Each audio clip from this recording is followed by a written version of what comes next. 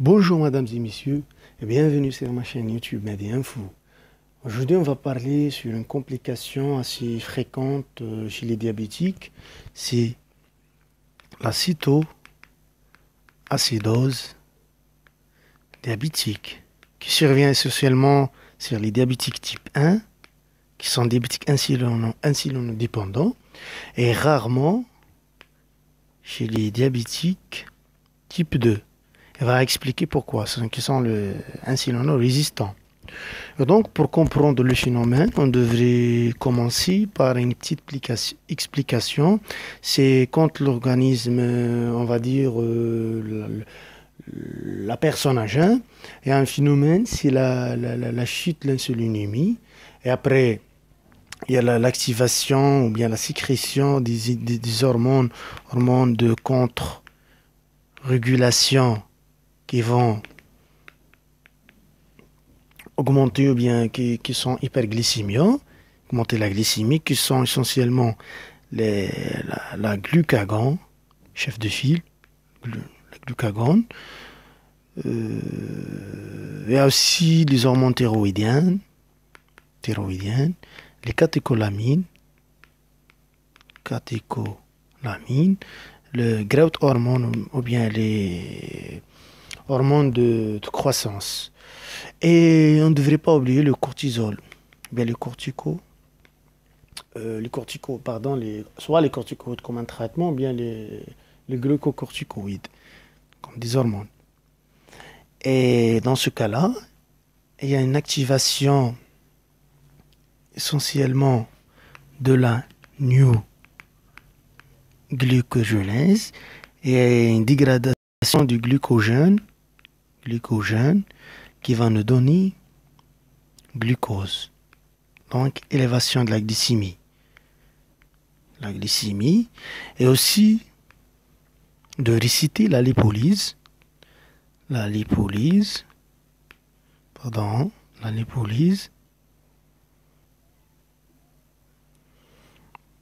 Et par la suite, la lipolyse, c'est par phénomène de transformation du métabolisme et tout, il y a la synthèse des corps cétoniques. Les corps cétoniques, ce sont des substrats énergétiques. On devrait savoir que par la suite, les corps cétoniques, quand il y a une élévation importante, ils font faire un feedback positif pour stimuler la synthèse, voilà, corps cétonique, stimule la synthèse de l'insuline. Mais par contre, chez le diabétique, il n'y a pas de synthèse d'insuline, donc le phénomène va s'aggraver.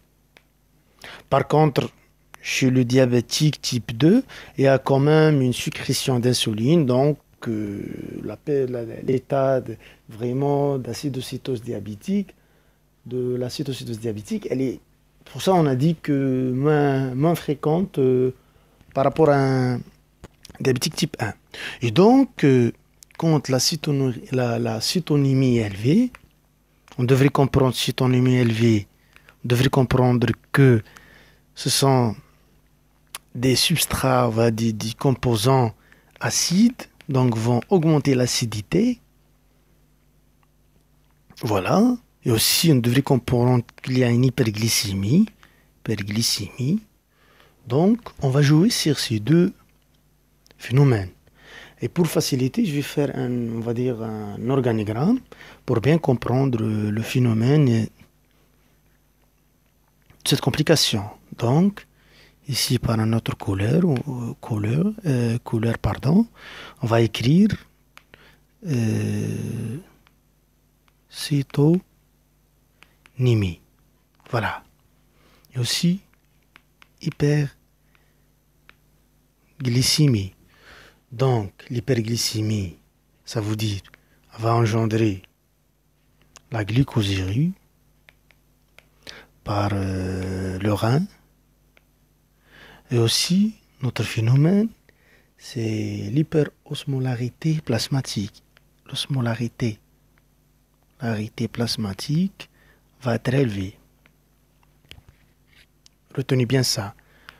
Tout ça va engendrer une déshydratation. Déshydratation. Et aussi, par la suite, une insuffisance rénale fonctionnelle. Parce que la pression est très basse, donc le rein ne peut plus fonctionner normalement. La cytonurie par la suite, on va faire ça pour que cette flèche, après vous allez comprendre, va engendrer la cytonurie. La cytonurie, par la suite, ça va favoriser la déshydratation et donc insuffisance rénale fonctionnelle et donc acidose métabolique. Pourquoi? Parce que le rein ne peut pas filtrer, c'est-à-dire le sang ne peut pas faire sortir les acides, donc une acidose métabolique va s'installer. En même temps, il faut savoir que la cytonurie, on a déjà parlé ici, et la glycosurie et la cytonurie, qu'on a déjà parlé, elles vont engendrer des troubles ioniques par la perte rénale et le dysfonctionnement du rein. Tout ça va se manifester par plusieurs signes, mais la cytoacidose diabétique se développe en deux phases essentiellement. La première phase, c'est la phase, on va dire la phase de la cytose simple. La deuxième phase, c'est la phase de la cytoacidose proprement dit. Voilà. Donc, on va détailler, bien décortiquer de petit à petit la clinique, bien sûr. Donc, premièrement,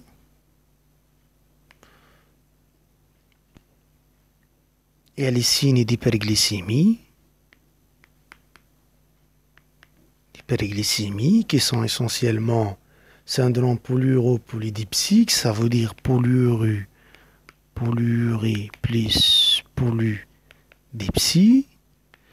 Aussi la soif intense, en faveur d'une déshydratation, bien sûr, surtout intracellulaire, et des crampes nocturnes et troubles visuels. Quand on parle sur les signes de hypercytonémie, c'est-à-dire les corps cytoniques sont élevés, le taux de corps cytonique, on aura par la suite des troubles digestifs. Voilà, comprenez bien ça. Hypercytonémie. Des troubles digestifs en première intention, qui sont des douleurs abdominales, des nausées et vomissements. Il y a un autre signe très caractéristique, c'est l'odeur caractéristique de la laine. C'est-à-dire les personnes qui sont proches de ce malade, elles vont sentir une odeur très caractéristique. Donc l'odeur, il faut bien retenir ça. Voilà.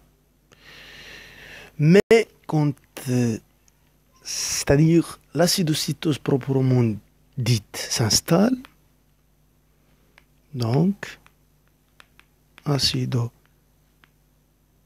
ou bien la cytoacidose, c'est la même chose. Il y a la déshydratation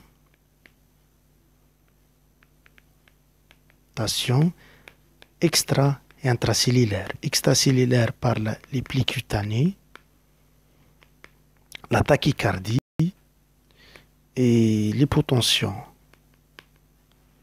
Par contre, quand on parle, c'est la déshydratation intracellulaire, c'est la sensation de la soif, et aussi l'hypotonie du globe oculaire,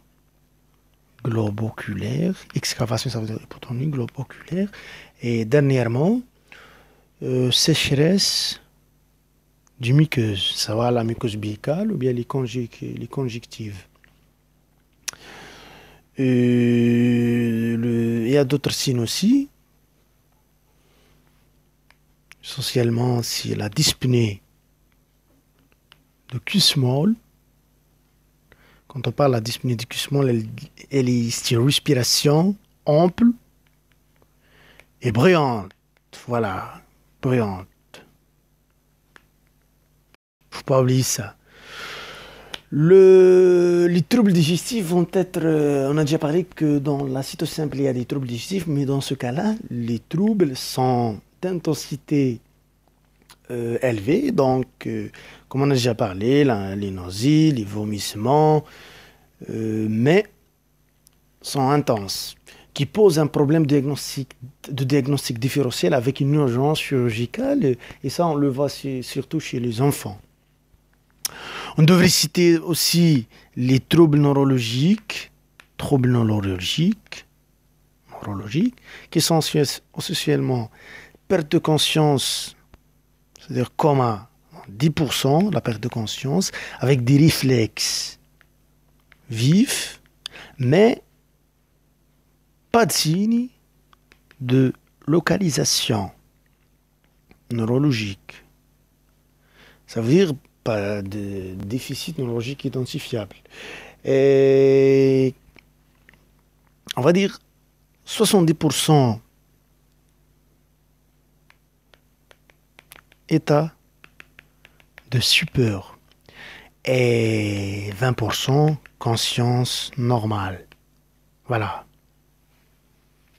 Ça veut dire même le patient en état d'acidocétose diabétique, il peut c'est-à-dire garder la conscience.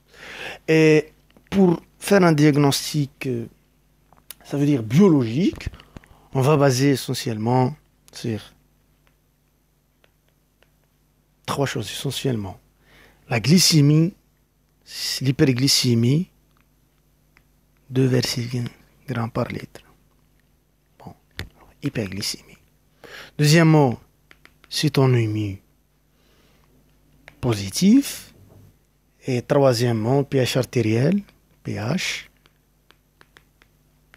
inférieur à 7,3, on va dire, et perte de réserve alcalin. On ne devrait pas oublier ça. C'est ça qui va nous donner un pH acide. Il y a aussi, mais c'est pas vraiment important, pour poser le diagnostic, comme on devrait faire l'unogramme, parce qu'on va nous donner surtout c'est-à-dire une idée sur la calémie qui est en général basse. Et quand la calémie basse, donc on devrait faire un ECG à la recherche c'est-à-dire des anomalies qui sont essentiellement QT allongé, amplitude de lentille diminuée. Voilà. En matière de complications plus importantes, et retenez bien ça, c'est l'œdème cérébral. Pourquoi? Parce qu'au début, on a l'hyperglycémie, hyperosmolarité, donc, et par la suite, déshydratation, je m'excuse, et donc, l'eau qui est située au niveau du cerveau va sortir, bien sûr, comme toute, c'est-à-dire comme tous les tissus, l'eau qui se trouve au niveau de tous les tissus de l'organisme. Mais quand on fait le traitement, et on n'a pas parlé sur le traitement, mais se base essentiellement sur l'insulinothérapie et la réhydratation, donc l'eau va entrer dans la cellule nerveuse. Quand la récupération, c'est-à-dire la déshydratation et de la glycémie faite de façon rapide, ça va engendrer l'œdème cérébral c'est-à-dire l'entrée de l'eau dans la cellule. Donc, pour cette raison, le traitement, il se fait de façon progressive. Deuxième complication, je vais écrire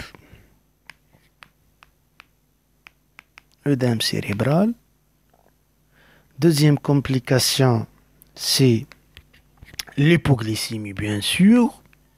C'est tout à fait normal parce que, comme on a déjà parlé, quand il y a un traitement, c'est au dépôt du traitement de l'insuline. Ça veut dire quand on introduit l'insuline, si on ne contrôle pas la glycémie, on va tomber sur ça, l'hypoglycémie.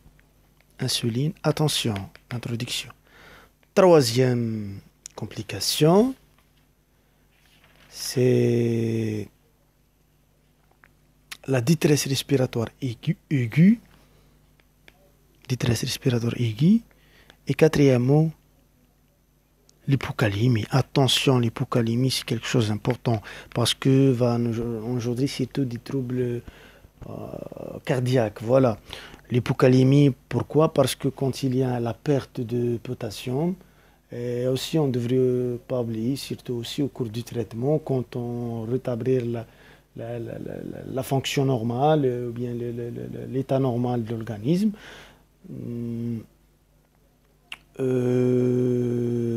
ça va apparaître apparaître l'hypocalémie par l'hyperte ionique. C'est-à-dire que c'est ça le mécanisme de d'hypocalémie. Voilà. Et le traitement, comme j'ai déjà dit, donc on cite tout le monde qu'il y a une déshydratation, il y a une hyperglycémie, cétonurie, élévation du corps cétonique. Donc, premièrement, c'est l'hydratation par sérum salé. Et après, parallèlement, ça veut dire l'insulinothérapie. Parallèlement, quand la glycémie se normalise vers 2 grammes par litre, on prend le relais, ça veut dire on introduit le sérum glucosé. Voilà. Comprenez bien ça. Je m'excuse pour les critiques, mais il faut savoir que tous les médecins écrivent comme ça. Donc, ici, de comprendre et de concentrer, surtout entendre ce que je suis en train de dire. C'est ça le plus important, c'est pas l'écriture. Et voilà, l'hydratation, insulinothérapie et correction des troubles hydroélectrolytiques par le sérum, peut-être.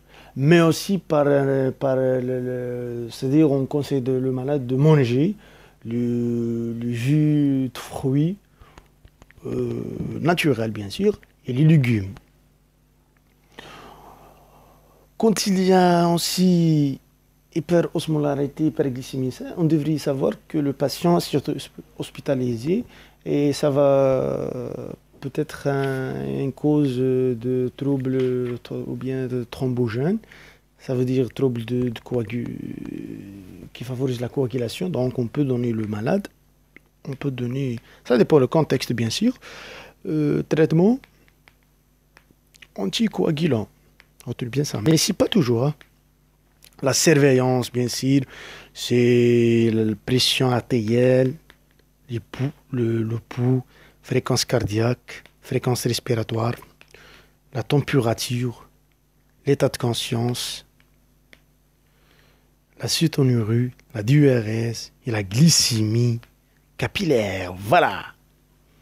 Je viens de finir l'explication. J'espère que vous allez comprendre le mécanisme physiopathologique de la cétoacidose diabétique, c'est le plus important. Après le traitement, les complications, c'est pas vraiment. Je veux pas que vous perturbez et que vous concentrez beaucoup plus sur ça. Concentrez sur le mécanisme physiopathologique de la cétocétose diabétique. Et j'espère qu'on va se rencontrer dans un nouvel épisode. Et je vous conseille. Je vous demande, je vais dire ça franchement, d'abonner sur ma chaîne. Comme ça, vous allez recevoir encore plusieurs vidéos sur les domaines, plusieurs explications Et je vous remercie. Merci beaucoup. Ciao, ciao. Merci.